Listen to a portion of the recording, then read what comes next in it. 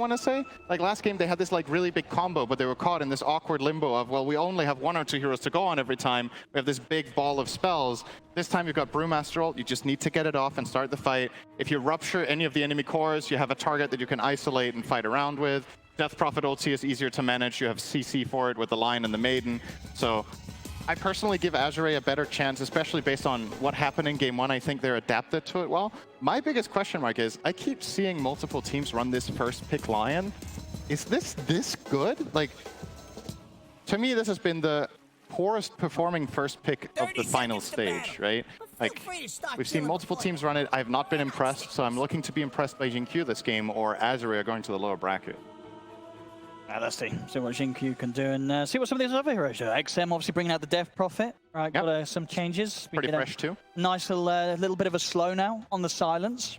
Could definitely make a little bit of a difference in these fights. Yeah, what do you think of that one? Seems pretty good, right? Seems like a little bit of a strange change, isn't it? I mean, I guess they wanted to buff the hero, and that's sort of the way they go with it. I mean, I agree with that. That was definitely the intent. XM, talking about the hero, well, it's looking like it's in a spot of bother here. It's indeed Quinn will manage to get first blood against him. Not the way XM wants to be starting that mid matchup. Yeah, and the runes will be a 2-for-2 split, so no victory there either for Azure Ray. And as you said, the kill going to Quinn, probably the ideal outcome here for Gaimin Gladiators. This will be a nice little boost for him. Obviously, Invoker nowadays itemizes quite differently after being a universal hero, so you start with all these stats, but you know, being able to upgrade this a little bit faster, get more last hits in the lane, for a very great start, and he will have that bracer coming out now instantly to begin the lane off, helping him further trade with the Death Prophet, which is, you know, largely a sustain-based mid laner. Can trade very effectively. When you have that bracer, you offset that balance quite a bit. We'll see what sort of tempo Dyrachyo brings this game. Obviously, last time on his Weaver, he was incredibly active. We'll probably see him sort of slow things down at the start a little bit more, obviously focus on getting his farm, but I wouldn't be surprised if once we do see him have 1 or 2 items, you know, really start to kick things up and get involved in the action as an alchemist. Yeah, I mean, I guess you still just go for like some sort of a standard build here, right? You're going to go Bracer, upgraded boots, and probably Radiance. Like, I don't think you need to deviate too much from the standard plan. And you also need to keep in mind when you look at their lineup, I think the Alchemist really needs to scale for physical damage, right? Your physical damage is extremely minimal when you're running mid lane Quaswex Invoker, and off lane Timber does 0 of it. So he's going to carry that torch if it gets to that stage in the game. But knowing Gaimin Gladiators, that's maybe not even the plan to begin with anyway to go late. So see if they can hit that timing and go fast. Dyrachyo. Pressure on him here. And taking a clap there as well from the Hellbear smash up. Obviously the change there to the mana drain now dealing damage equal to the mana stolen. It's been some theory crafting about skilling Lion 114 and just mana draining people to kill them off in lane, removing the health and the mana at the same time. If you're playing with a slow hero like Brewmaster, could be a possibility. I don't know if Jin-Q is going to think about that. They're going to try and get aggressive onto XXS, but nice good fight. stun there from Jin-Q, indeed lined up onto the 2 of them. Put a stop to it. And you can see Jin-Q's mentality about the lane, right? 6 Tango and a Salve on the Lion running out here. Just knows that this is going to be a trading fest against Ench. Definitely don't want to go down on that region and lose out on valuable creeps for your Remaster. Denied. Bottom lane low so far, farming exceedingly well here. 15 and 5. Go for an ace, just haven't quite been able to put the pressure on him. Having a very good time and might even be able to set something up aggressive here. The Blood Bright and the Blood Grenade thrown down onto Tofu. No, gonna respect the fact that potential burst to be coming back up soon from Gaimin Gladiator, so he won't push for the kill. He's more than happy anyway to just continue to focus on pretty much perfect last hits down here. Any Bloodseeker lane loves to trade health as long as you don't get bullied away from creeps afterward. Yeah. You get all the advantage. The enemy team has to use all the regen. You need to use absolutely nothing. Just taking free creeps and back up to full. And this is going to start getting a lot harder now that Bloodseeker is going to get level 3. 1 creep. Like we have a little bit of a lag issue. Lose. A little bit of a Freudian slip there from Jin-Q. Some wishful thinking there for the Gaimin Gladiators. Oh, so far. Good voice line usage. We love that. Are we going to see, you know, with Death Prophet, I feel like we haven't really seen this hero too much, even on the previous patch. Like, what is sort of the build-up from Death Prophet nowadays? And is it still the case of, are you getting supports to join you on the first level 6 to push this mid tower, or will we see XM quite early on look to push one of the side lanes? I think the way Death Prophet plays against Invoker naturally is that Invoker will generally be the first hero to move. And when he moves, you have two choices. You either match the aggression by joining, or you take full advantage of the fact that there's no mid lane opponent and you push the tower on your own. I don't think Azure Ray should be looking to rotate mid. I don't think it's really worth it. The kill is very difficult for them to execute with only one support plus DP. Even on level 6 DP, there's no guarantee they'll pull it off. Oh, Seleri very close there, but... Oh, I mean, Xingqiu could be in trouble there. Dyrachyo and Seleri punching back into him. The blood grenade out. A couple more punches, but the stun, it's back up in time. He's got another concoction to throw out though, Dyrachyo, and that will allow him to get the kill. Blood grenade was thrown out by Xingqiu on his way out, and that sets up for XXS to end up getting the bigger cleanup as he takes out the carry. And worth keeping in mind about this lane is usually when Gaimin Gladiators play their Enchantress 5 plus safe lane, I feel like they win this lane every time. So if this is just kind of a draw for Azure Ray, I think that's already a good start given the usual trajectory we see from this Gaimin Gladiators squad. And trading that kill in particular is obviously amazing. Losing your line for the ult, you'll take that every day.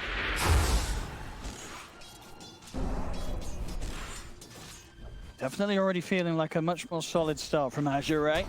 Obviously, another X factor here is if they're fighting a lot top, you know, low is going to take advantage, bottom lane. So trading aggressively up here has secondary benefits. Very unique to Bloodseeker, of course. You mentioned his CS looking really, really great right now, 28 and 7. Should bring him up to level 6 before Timber, and we know that's going to be important eventually, that Rupture play. They're really trying to go on XXS, but he's early started the Bracer and the Urn. He's they might just not kill easy the to threaten. creep here. Could have maybe gone for that with an Earth Spike, but opting not to.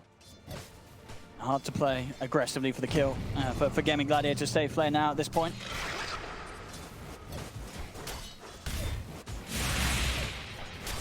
Tofu stepping forward a little bit, trying to bait them in. But Ace with this skill build, I don't know if there's much kill potential here for Gaimin Gladiators, to be honest, but not sure if Azure Ray, they should be aware he has 2 in reactive armor given the stack counter on him. Seleri did head over, but immediately Azure Ray did hit the scan on the twin gate, so they know that there's a +1 hit. Despite that, They're still posturing pretty aggressively low. Gonna step up on the lane, will drop the blood right, but indeed he'll die for that one. Maybe didn't quite expect the gank to sort of come from that position where Seleri had been able to get all the way around behind the tier 1. And maybe a little red-green colorblind on the scan. Maybe they thought it was good. But it also has a sound cue. So there's only so many excuses you can use, right? So unfortunate move there from low. Does get punished.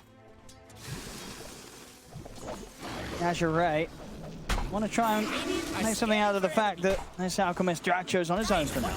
Level 6 is at the ready, so an exorcism push could come out from XM. Bottom lane, they're going to need to bring some extra numbers in here. It's Gaimin Gladiators, they're getting aggressive underneath the tower. Frostbite when the tower hits, but he missed the stuns and you. Tofu's going to be fine. This has got the backup of both Ace and Dyrachyo. They get the kill onto Tianming, and Gaimin Gladiators, they can put the pressure onto this tier 1 tower. This reminds you of a moment from last game? Reminds me of a moment from last game. Yeah, so that exact Seleri side of the and map. Dyrachyo rotating. They did it earlier this time, but this time they also do it with the Ents, right? But they just make this rotation to the enemy safe lane really early in the game, pile on the numbers, use the gate, get that advantage. And now, if last game is anything to go by, oh, Xingqiu, he's fine here. They're just gonna never give up this area again. Ace is going to live here, and they're going to play around that. Yeah, and that was sort of that whole time as well. We had the Death Prophet move top. They weren't able to set up onto Dyrachyo in that little bit of a window where he was alone, and they weren't even able to set up for the tower push themselves, Azure Ray. So having to return now back towards the mid lane. See what the next moves to be from Azure Ray, but Gaimin Gladiators off the back of that play. 3K lead now, 7.5 minutes in. Gotcha. So yeah, poor Xingqiu is just getting slowly bullied back to the base. Well, he's back down the lane a little bit. Very hard for them to get anything done down here, Low and Xingqiu, despite the fact that Low got pretty much free farm in the laning stage.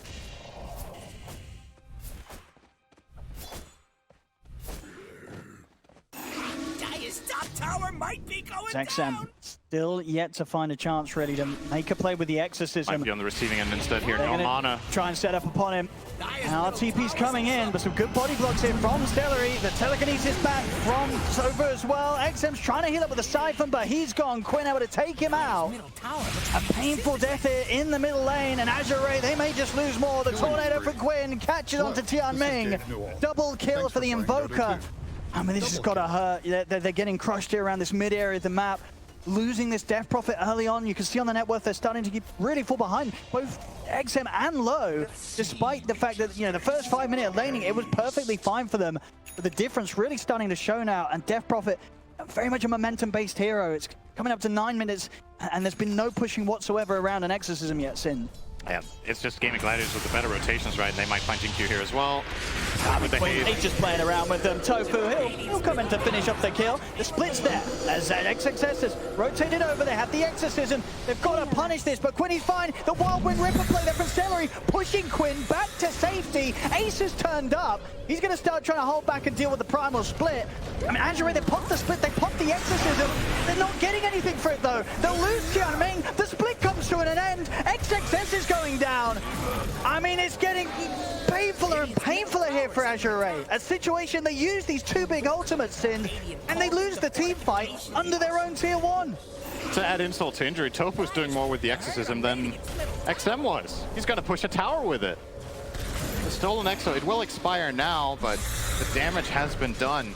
Keep in mind, while all of this is happening, there's a free farming Alchemist up top, so this is going to be like I want to say 12-minute Radiance coming in from Dyrachyo with the treads.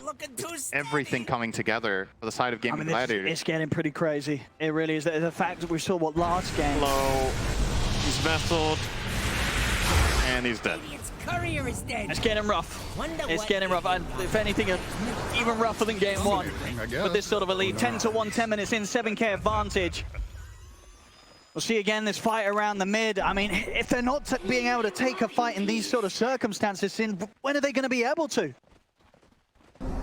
Yeah, just, I don't know, you tell me. This is kind of, you used your first 2 big ults together. I guess the combination with the supports wasn't quite there. You know, neither support level 6 obviously hurts as well. You're playing Lion and Maiden, yeah. Tofu, he played that fight with his hands off the keyboard. They're making it look easier, Gaimin Gladiators.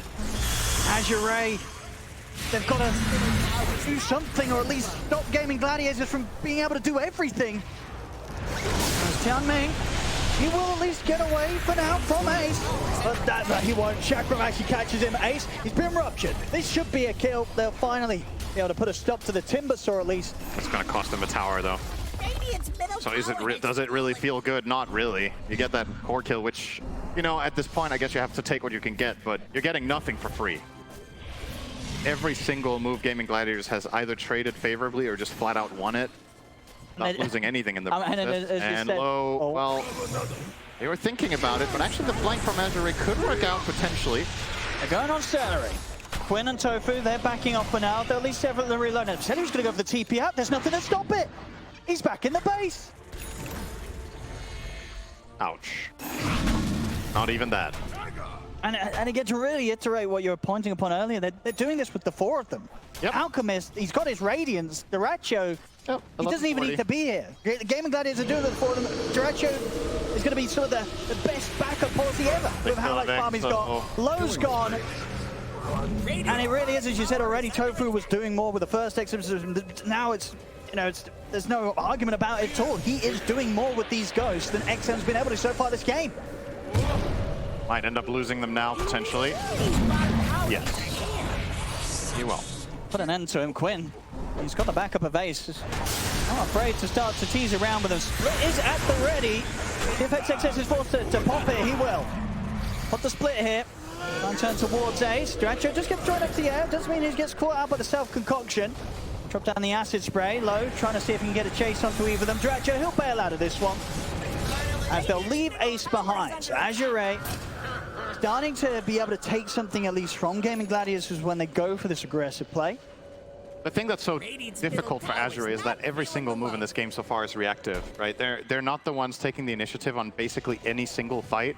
So they are the ones who have to spend TP gold. They are the ones who have to be quick to respond, and will always start basically every fight at a disadvantage. And as we've kind of talked to death at this point, that is what they have to do 4v5. So what happens once Dyrachyo decides I have finished farming? He has the luxury in this game of doing whatever he wants. Like, it's his choice when he thinks he has the most impact. That is the dream for Alk. There's a lot of games where Alk is like, okay, I have to join now, my team is struggling. You know, I need to put my net worth to use. He can make more out of more. we hear it from the crowd there. Did you see that? Oh, Check he out. actually stole split. He's got split. He's got the split. Oh, that should never That was happen. like 40 seconds after it was That cast. never happened at this level. How did that happen? Well, he didn't cast another spell after split, Owen. Thank you, Sind. And then Rubick stole it. But that's pretty wild.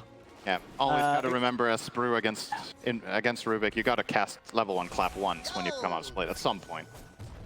Yeah, Tofu went for it. He was like, I wonder. You know, he probably didn't fully believe in it himself. I don't think like, so. Am I actually? Is it really? But you know, it's no cost, so might as well try, right? Payoff is big there.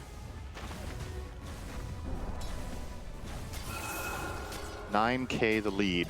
A bit deceptive because it is, of course, an alchemist, so this will be inflated. Radiant's top tower's Make no under mistake, this is a massive advantage. The side of Gaimin Gladiators. And the way I see it, honestly, if you want to win this game as Azure Ray, the spell that has to come in clutch We're has got seeing to this. be Here's Rupture, the right? replay, Sind. Oh, that's how he got it. Was it 85 seconds left on the cooldown? So yeah, there was 55 seconds since it was casted.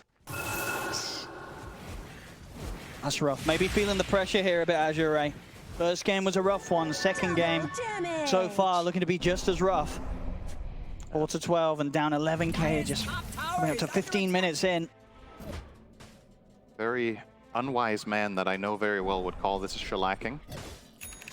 This whole series, it's certainly going that way. Azure Ray. What can they pull together? They've got the ults back up themselves. Exorcism and Split are there. Go for the smoke.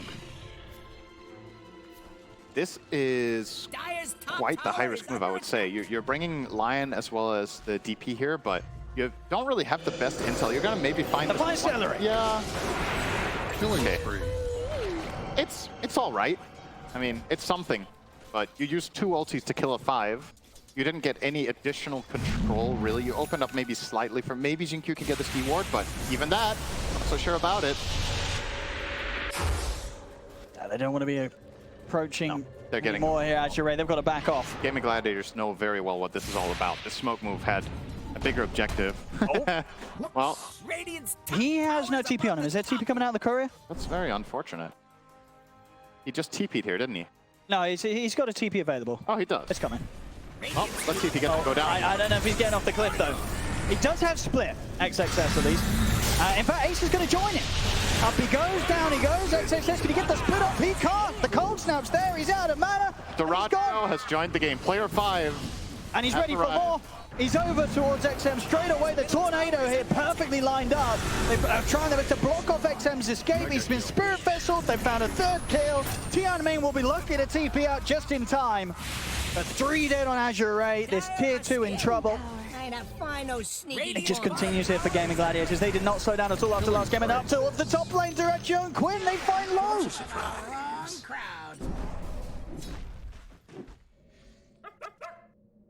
Well, on the upside, this is the upper bracket.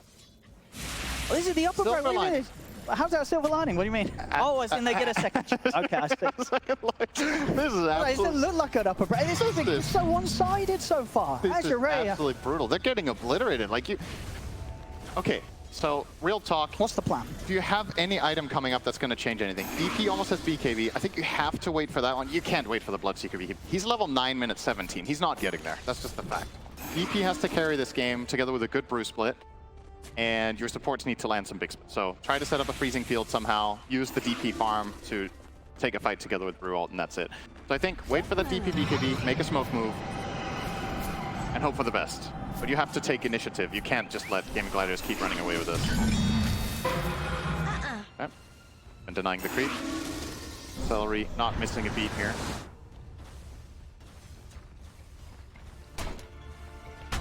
Dyrachyo. Going for that AC next. Bottom lane. Jinkyu, he better hope they don't find him here. On his own in the trees. The TP energy back. He's thinking about trying to set up. He's trying for the setup, but he immediately gets burst. They wanted to go for Quinn, but Quinn, he's fine. XXS has to split back underneath the tier 2, hold on to the split at least for now.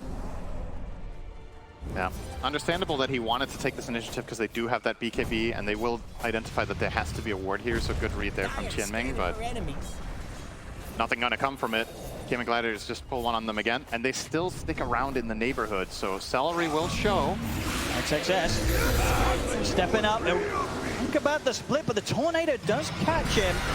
Ace jumps in with a burst. XXS managed to get the split off just in time. He's frustrated and he's gonna... Okay, he got cyclone. They've got the chance to stop him at least. Seleri's also got for the TP out. XM can't put a stop to that one. The Deafening Blast pushing back the three of them. Low's dead. Tianming and Xingqiu trying to stand their ground and take out Ace. Ace finally falls. Takes a lot. Can Azure Ray get more? They'll look over towards Quinn. They've got the detection. Stun there from Xingqiu. They're locking Quinn down. Spirit Vessel bringing him down low. They've finally been able to put an anti-evoker, but Dyrachyo, he's looking for a bit of a cleanup on his own. He'll jump in over towards XXS. He'll take out Tianming. Tofu's got the control. Throw it back XM. XM pops the BKB. He'll go for the TP out himself, and with the BKB TP, he will live. A little bit of a punchback from Azure Ray as they do manage to get Ace and Quinn, but it's still not the fight that they need because ultimately Dyrachyo's turning up, he's cleaning up, and he's well on the way towards this AC. Took a sweet ass time to get there, but when he did, the payoff is immediate. He finds 2 kills and a tower immediately. Well, he didn't find the tower, he did lose the fight to 1 range creep. It is a tough battle, and there can only be one winner. And today, the range creep will best Dyrachyo. Azure Ray, however, not looking as good as that range creep, so... can't win them all. Dyrachyo continue building up. AC now, 1,000 gold away. We'll have that for the next fight. And it makes you wonder, with that fight that we just saw unfold where Azure actually connected a lot of their stuff and ended up barely scraping by a couple of kills and then losing the fight ultimately when Alk wasn't there. Imagine that fight with Alk there from the start. Like, what do you do? They did a lot of things right. They got the Rupture on the Timber, they canceled his TP with the Cyclone and dropped him down immediately, and they focused him the best that they could, and they just got there. Ace was actually close to surviving, at which point that would have been a complete travesty. Nonetheless, didn't even win the exchange. Some sort of silver lining somewhere, but the items are just so far away. XXS Radiance is 1,300 off. He needs to find that gold somewhere, ideally for the next fight. Gonna try to fight the Tormentor here. Wonder if their heroes are even strong enough. Looks like they are. Xingqiu is... They better run. They will do it. I mean, even that proves to be quite the challenge. Radiant's middle tower is under attack. But they will get a shard now for the Bloodseeker. Yeah, well, so with the changes of that, right, is that effectively enough? Because before, right, it gave you sort of a percentage-based damage. You've lost the percentage-based and it's been switched with this. I guess right now, especially if he's hitting supports, it should feel better, right? Yeah. So the way it works is you deal 30 pure damage and you heal that on every attack. Scale's worse is better early. Don't know if that makes you want to buy it. I don't think so. He also didn't either. Got it for free. Speaking of getting stuff for free, somebody's going to get a free second life. Who would you give this to? I don't know if you should put it on Alk, actually. Probably Ace. Is he ever? No, but it's probably still Dyrachyo, right? Should you put on Alk? Okay. This tells me that they're going to go high ground. Yeah, I mean... Like, he's just going to frontline it. Indeed, he's just going to jump Concoction the high ground. Yeah. And if nobody's showing for a Concoction target, he's just going to start hitting the tower. And step by step get there. Oh. Force the BKB. That's good enough for now. That's going to open up mid to be a lot easier now for the Gladiators, because this is arguably the single most important item on the side of Azure Ray is now unavailable for 80 seconds. Death Prophet cannot go in with confidence without that. Dyrachyo will make quick work of this together with some Forged Spirits. Of course, a pretty strong Alacrity too. We haven't even talked about that because it hasn't been much of a factor yet, but now that it's sieging time, Quinn can help out Dyrachyo quite a bit, or himself, if he wishes. Be the choice for now. And with his pike, he's hitting the tower from outside of its attack range, so as long as he has vision, keep the push going. Xingqiu got the shard online, so he's ready to mana drain.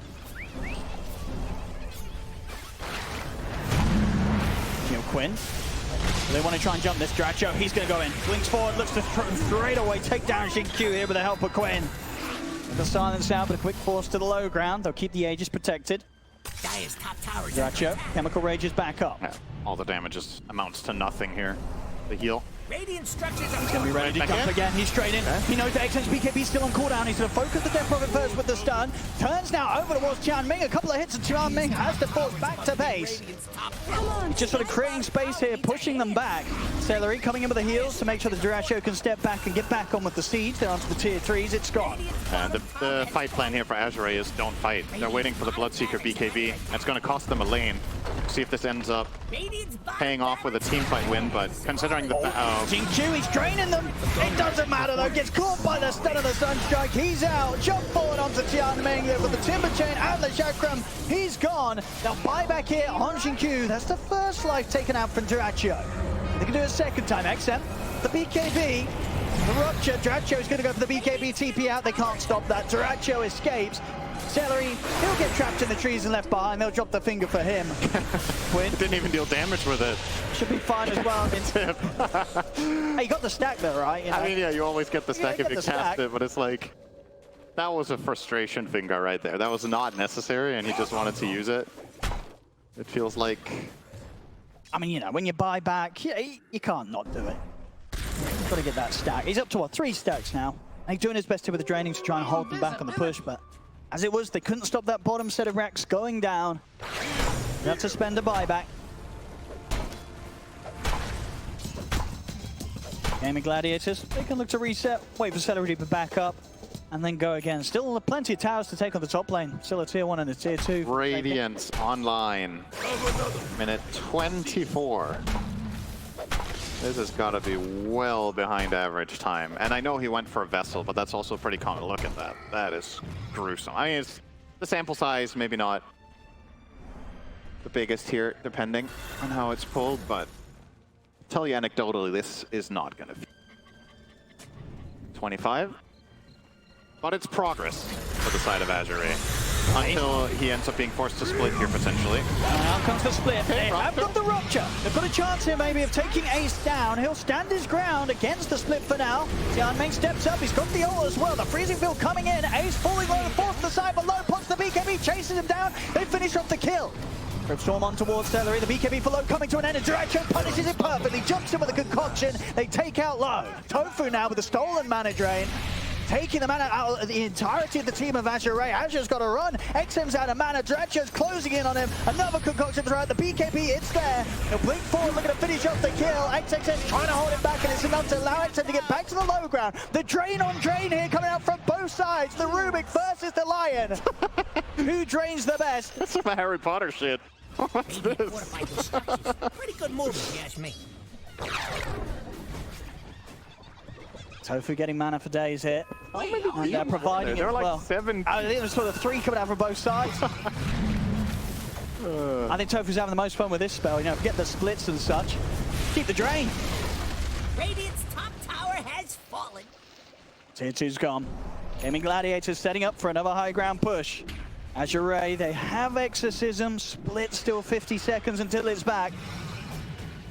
When you see how these fights develop now, it's in a way it's kind of similar to the previous game in the sense that you see the potential, right? You see how the fights go down, you see what Azure Ray's lineup is meant to do, you see what the point is of everything. They're just falling too far behind in the first 15 minutes in both games. Like, imagine these types of team fights where the lead isn't 25k, but let's just say 10, you know? Like, give Gaimin Gladiators a lead, just not this much, and suddenly these fights will look competitive, but it's just the discrepancy is so enormous. Just like in game number 1, you saw glimmers of brilliance in their teamfight coordination and execution from Azure Ray, but you know, it just Gaimin Gladiators don't let you play. That's the problem. Seems like the recipe against this team has to be, first of all, you need to give yourself the condition to even activate your lineup, and then we can talk about what the best heroes are. But it doesn't feel like this is only a drafting thing in these 2 games. Gaimin Gladiators just play it better. Their early rotations are so clean. The number of heroes they bring to the moves, the timings that they choose to go, the way they push out waves to enable those smokes is really what builds in the advantage in both games. And both times around, it came from that massive collapse on the enemy safe lane. A bit reminiscent of TI5, as a matter of fact, where CDEC did that to other teams. Just that they didn't have a gate, but they were TPing their carry to the off lane in most of their games with aggressive, which kind of started a little bit of a meta shift in that tournament. Wonder if other teams are going to pick up on what Gladiators got cooking here, or if they just can't catch up to these guys have figured out. Smoke time here from Azure Ray. Splits up the exorcisms there. They've got everything ready to go. We have seen if they do prioritize the target, get in with the rupture, they can pop their BKBs and commit for kill. Whether they can get more than just that one. Gaimin. He's going to get quite a nasty surprise here. Just forced to the side, but Impetuses will do it. Gaimin gone. He has got a buyback. This is a fast push with Alacrity and Solar Crest. AC. There's the Rupture. They're going to try and full commit here over towards the Alchemist. Look at what Dyrachyo gets forced aside. The Rupture bringing him low. They're straight on top of him, but he turns, puts the BKB. He's got the concoction ready to go. Beating it to low, takes him out. Dyrachyo still alive over the chemical range. Finally, he falls. They've killed the Alchemist. Can they get more? XM steps in, trying to run down Seleri. The drain coming out from Xingqiu.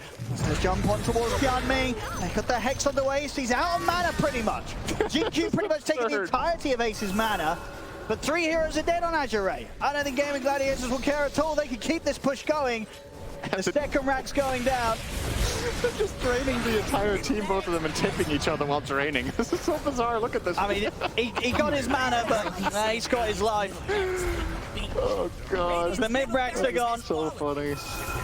It's definitely 2 lanes here. I'm sorry. I'm just getting carried away with just looking at mana drains. But yeah, at the end of the day, I mean, honestly, Azure Ray, I love that they went for that play on the Alk. It was kind of close. If they have a little bit more damage in the tank and burst him, this could have been something, but he ends up using everything and fighting back for so damn long before they finally take him down. XM, this is a bit ambitious, to say the least. Straight up naive. He's got a buyback. Going in there. Yeah, no benefit, though. We'll see if they go for one final fight. Oh, the drain's there. Drain. Completely out of mana. Save for XXS. Tofu stealing it all. As it's called. GG is called. Gaimin Gladiators will go straight to the grand finals here with one of their best series performances I feel we've seen ever, especially to happen in an upper bracket finals. 2-0, and Sin, it was not even close. 33-11, 30 minutes in, 34k lead. They're looking on top of the world again here, Sin. They did.